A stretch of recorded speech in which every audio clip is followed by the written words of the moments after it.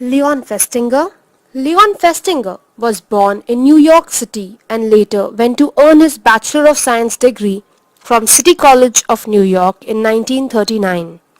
In 1942, he completed his PhD in psychology from Iowa State University, where he studied with prominent social psychologist Kurt Lewin. Festinger then went on to teach at a number of different and academic institutions, including the University of Rochester, the Massachusetts Institute of Technology, the University of Michigan, the University of Minnesota, Stanford University, and the New School for Social Research.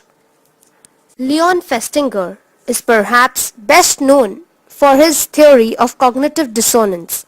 According to this theory, people experience tension or discomfort when their beliefs do not match their behaviors. Cognitive dissonance theory. Leon Festinger, in 1951, synthesized a set of studies to distill a theory about communication's social influences. Cognitive dissonance enjoyed great popularity from the late 1950s through the mid-1970s. Theoretical problems and conflicting findings led to temporary replacement by similar self-theories in the early 1980s.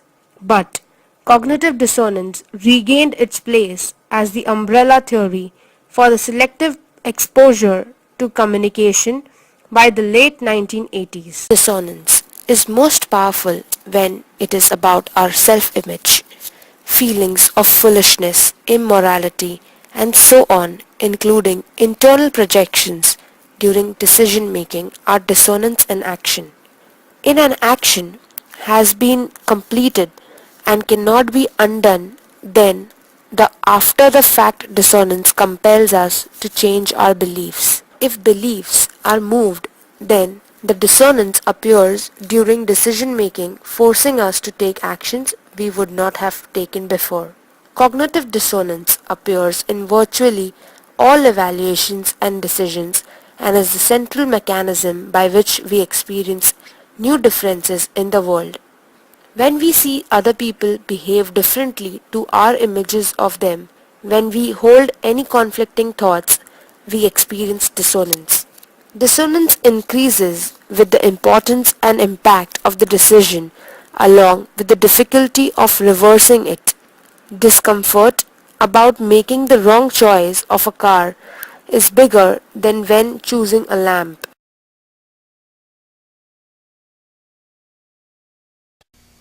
The psychological story of decision-making doesn't end, however, when a decision has been made. The act of making a decision can trigger a flood of other processes. According to psychologist Leon Festinger, whenever we choose to do something that conflicts with our prior beliefs, feelings, or values, a state of cognitive dissonance is created in us, a tension between what we think and what we do. When this tension makes us uncomfortable enough, we're motivated to reduce it in a number of ways. We may change the way we think about the decision, or try to change how others think about it so that they can support our decision. Or we may change some aspect of our behavior so that our decision seems more in character with us. In other words, we try to reduce the dissonance between how we think we should act and how we actually act by changing one or the other. In the mid-50s, Leon Festinger and his colleague Merrill Carlsmith conducted a classic experiment in which students were engaged in very boring tasks. The students were then given a request by one of Festinger's staff. Okay, that's fine. Let me tell you now what we're actually studying here. It's the effect of preparatory mental set on performance. The rest of the subjects are prepared by being told that the experiment will be very interesting and enjoyable. In fact, lots of fun. Now I have a somewhat unusual request to make of you. The next subject is waiting right outside, but the fellow who ordinarily gives the spiel isn't here. I wonder if you could possibly take his place.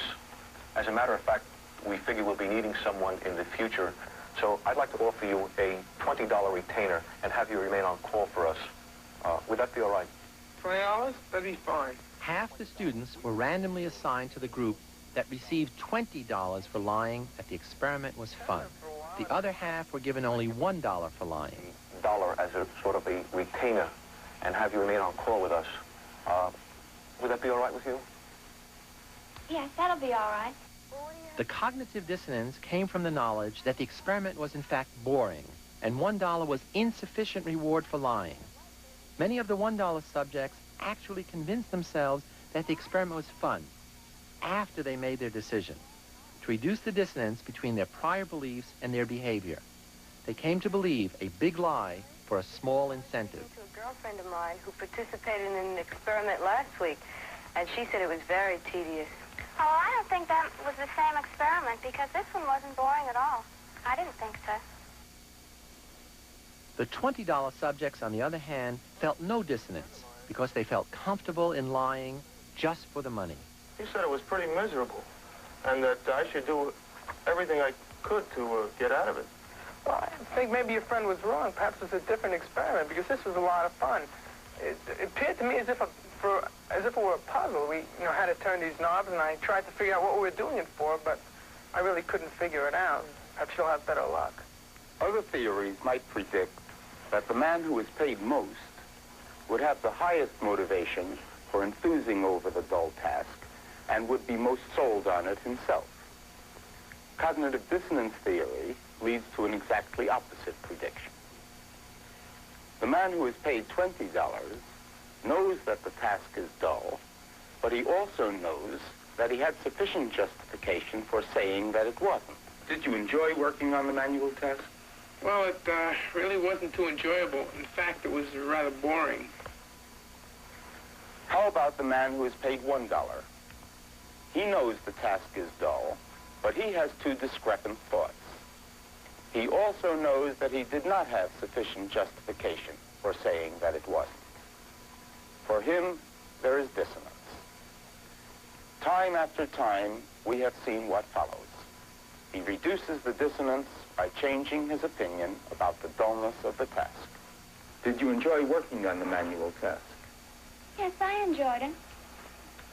Would you like to participate in such an experiment again? Yes, I think I would like to.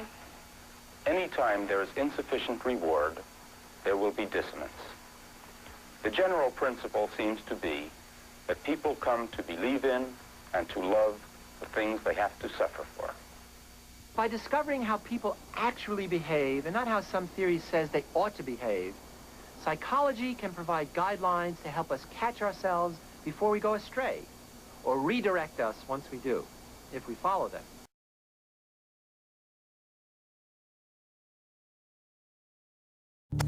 A classic illustration of cognitive dissonance is expressed in the fable The Fox and the Grapes by Aesop. Sour grapes. A hungry fox tried to reach some clusters of grapes which he saw hanging from a vine trained on a tree, but they were too high.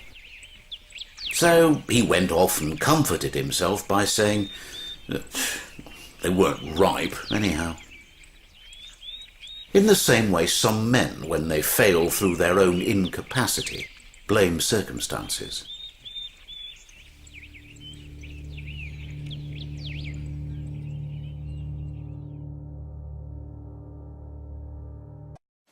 Are you feeling stressed out, overwhelmed, pressured for time? Are you having difficulty staying organized, experiencing forgetfulness? Have you noticed that you have a diminished capacity for patience? Guess what? You're normal. Let's face it, our plates are all full, overflowing, piled high. Psychologists call this overwhelming, unbalanced feeling disequilibrium or cognitive dissonance. Disequilibrium is when information is coming at us so rapidly or with such heavy volume that our brains can't process it fast enough. A disequilibrium or imbalance is created when new information we come upon goes beyond our existing knowledge. The experience of disequilibrium produces feelings of internal dissonance that shows itself as uncertainty and sometimes as conflict or even threat. Disequilibrium is actually not such a bad thing. You see, it's this experience of such dissonance that opens up the possibility for learning and growth, because it nudges us into confronting and considering new ways of understanding, thinking, and acting that help to unsettle the old and integrate it with the new. This cognitive phenomenon results in a motivational drive, an automatic reaction aiming to restore the knowledge gap. Cognitive dissonance stretches us into new, more useful understanding. When this happens, we learn. We all go through natural phases of this throughout our lives.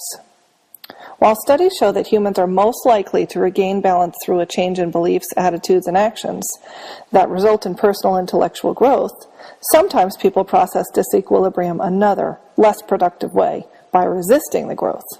This reaction is usually characterized by justifying, denying, or blaming. Okay, so why all this heady jargon? Understanding why people do what they do and why people feel the way they feel confirms normalcy. Honestly, isn't it nice to know that we are normal? At least what is supposed to be normal? So let's just call this information sharing with a friendly sprinkling of empathy. Because I have a strong suspicion that we are all experiencing a little bit of cognitive dissonance lately. Sometimes, like now, there's just too much to learn, and it seems that there's not enough time to process it. What do we do to feel balanced again? So, what's the solution? First, it helps to be aware that we are all, as a school, a state, a nation, going through these critical changes and massive learning curves. Next, keep absorbing new information. Try to process large amounts of new information into smaller pieces, because as soon as we stop trying, we stop growing. Lastly, remain supportive to one another. Continue to share resources and encourage each other. This is an unusual time. Due to the volume of new information at every grade level of education right now, it's quite possible that our usual support systems are also in a state of cognitive dissonance. Just remember, we're all in this together. So, are you feeling stressed out, overwhelmed, pressured for time? Yes? Me too. Let's harness the motivation and grow from it together. This has been a special support and understanding message from your friendly IRT. Thank you for all that you do, for the school and for the students. We're learning a lot.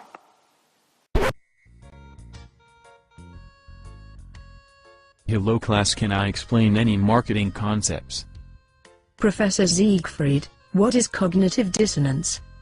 Well, mainly, cognitive dissonance is a discomfort caused by holding conflicting cognitions such as ideas, beliefs, values, emotional reactions simultaneously. In a state of dissonance, people may feel surprise, dread, guilt, anger, or embarrassment. This definition was developed by Festinger in 1957. Professor, can you give an example of cognitive dissonance? In marketing, a common example of cognitive dissonance occurs in the purchasing decisions we make on a regular basis. Most people want to hold the belief that they make good choices. But, when a product or item they purchase turns out badly, it conflicts with their previously held belief about their decision-making abilities.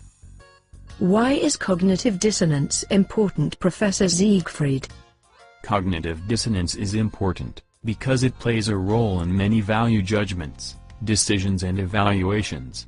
Becoming aware of how conflicting beliefs impact the decision-making process is a great way to improve your ability to make faster and more accurate choices. Thanks, Professor, for this explanation of cognitive dissonance. I'm holding in my head several different attitudes. On one hand, I'm great and smart and nice and can't be fooled. But though there's also some other things that kinda prove that I made a dumb choice and now it's uh-oh boo-hoo. It makes me uncomfortable and inconsistent, and it's a thing called cognitive dissonance. It makes me uncomfortable and inconsistent, and it's a thing called cognitive dissonance. My team lost, but I'm no joke. Dissonance. I know cigarettes kill, but I'm gonna smoke.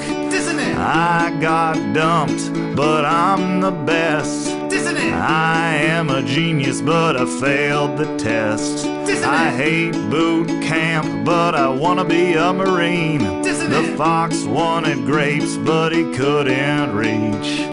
What will I do? What will I do? What will we do? What will we do? What will we do? What will we do? What will we do? What will we do? What will we do? Use self-justification just to bridge the gap so that my dumb inconsistencies don't turn to traps. That might make me look or feel like less of a human being who is dumb, ignorant, weak, and not worth seeing. Dumb, ignorant, weak, and not worth seeing. Dumb, ignorant, weak, and not worth seeing. Well, might seem lost, but it's okay. I didn't really care about it anyway. My teammates played their very worst game. It's not my fault, they're all to blame. They say smoking kills, but I'm not a believer. It's just, oh, so good of a stress reliever. And it might kill me, but oh, whatever, because I know that I can quit whenever. She went and dumped me after only one day, but that's okay with me because I'm freaking great. She must have something wrong with her romantic taste. I'm way too good for her anyway. Cognitive dissonance is no mental alibi. We'll fix this mental dissonance by self-justifying. Cognitive dissonance is no mental alibi. We'll fix this mental dissonance by self-justifying. I am a genius, but I failed my test. Guess what? It's all because my teacher hates my guts. And not to mention I'm a bad test taker, and this here subject's by far my least favorite. Boot camp's tough, but I wanna join the Marines, so I will go through hell and pain if this is what it means. To be a part of an elite group of tough guys, it builds character to shout Semper Fi. That fox wanted grapes, but he couldn't reach. He said, screw this, I'll just go have a peach. And I've never really cared all that much for grapes. I think I prefer rabbits anyway. Cognitive dissonance is no mental alibi. Let's fix this mental difference by self-justifying. Cognitive dissonance is no mental alibi. Let's fix this mental dissonance by self-justifying. Cognitive dissonance is no mental alibi. Let's fix this mental difference by self-justifying. Cognitive dissonance is no mental alibi. Let's fix this mental difference by self-justifying. Justify!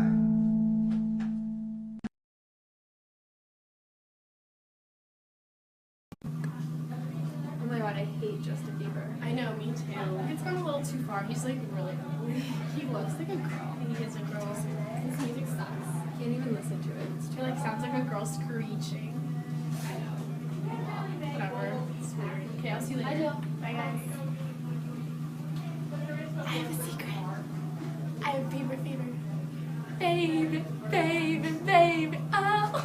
Most, if not all, consumers have experienced buyer's remorse. Buyer's remorse is a doubt that arises after we have made a decision on something important to us, like buying a car or choosing one job over others. We wonder if we've made the right or best decision. We have doubts. That unpleasant feeling is called buyer's remorse. Thankfully, in most cases, this awful feeling goes away and we end up thinking we did in fact make the right, the best decision. How does this happen? Cognitive dissonance attitude theory offers one explanation. When consumers have buyer's remorse, they are holding two cognitions or thoughts that don't go together. Consumers think, I made the best decision, and simultaneously they think, I did not make the best decision. The two cognitions are dissonant. They don't go together. This makes consumers uncomfortable, sufficiently uncomfortable that they are motivated to resolve this dissonance. But let's back up a bit. We're getting ahead of ourselves. Thank goodness we don't often have cognitive dissonance or buyer's remorse. Cognitive dissonance or buyer's remorse is more likely to occur under certain conditions. Cognitive dissonance is more likely to occur if the decision is an important one. We don't suffer cognitive dissonance over unimportant decisions, like choosing a candy bar. If an action is irrevocable, cognitive dissonance may occur. We don't feel buyer's remorse if we can return our purchase. For example, we may purchase a $400 coat, but we won't suffer cognitive dissonance because we can return it if we decide we don't like it. Cognitive dissonance may rear its head when we purchase something important and can't return it, like a car or a house or a college education. Buyer's remorse or cognitive dissonance may occur when we have a number of desirable alternatives from which to choose. If we only had one alternative, we do not suffer cognitive dissonance because we didn't choose. Cognitive dissonance is more likely to occur if we have unchosen alternatives and they have desirable features. For example, if all the alternatives are the same, we do not suffer cognitive dissonance. Henry Ford told his customers that they could have any color car they wanted as long as it was black. Consumers do not feel cognitive dissonance over color choice. But when you have many color choices and many car models from which to choose, all of which have distinctive features, then the stage is set for the possibility of cognitive dissonance. The greater the commitment, the greater the psychological significance of a decision, the greater the likelihood that cognitive dissonance may occur. For example, if we don't care about a decision, even if it's expensive, then we probably won't develop cognitive dissonance. If you spend hundreds, even thousands of dollars on a washer and dryer set, but could care less about washing machines and dryers, then you likely will not develop cognitive dissonance. On the other hand, choosing a spouse is one of the most important decisions that individuals make, and unfortunately, cognitive dissonance may arise. Perception and thought about unchosen alternatives is undertaken as a result of free will with little or no outside applied pressure.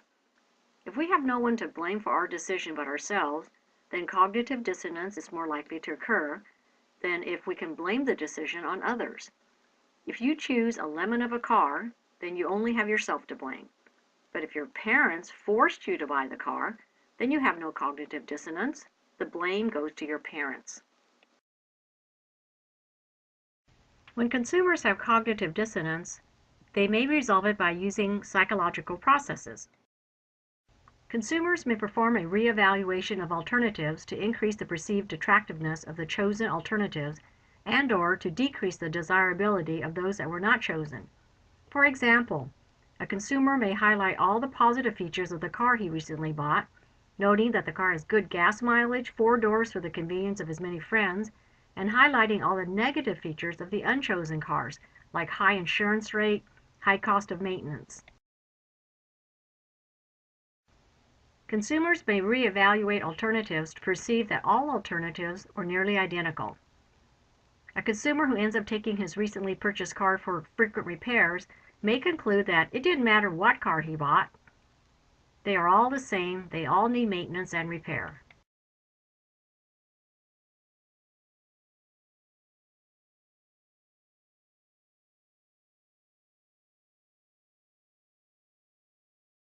To resolve dissonance, the consumer may engage in post-decision information search to confirm the wisdom of the choice.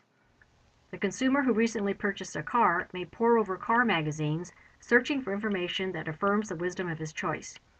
He may find himself fishing for compliments from his friends to support his decision. Most of the time, consumers resolve their cognitive dissonance. Marketers realize that cognitive dissonance may arise and develop strategies to prevent the development of cognitive dissonance or to help consumers resolve it.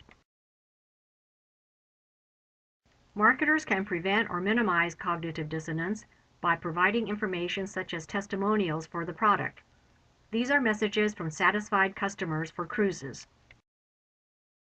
These positive comments from owners of golf clubs hopefully prevent cognitive dissonance from arising. Consumers of British Airways had these positive things to say. Perhaps they will prevent or alleviate cognitive dissonance.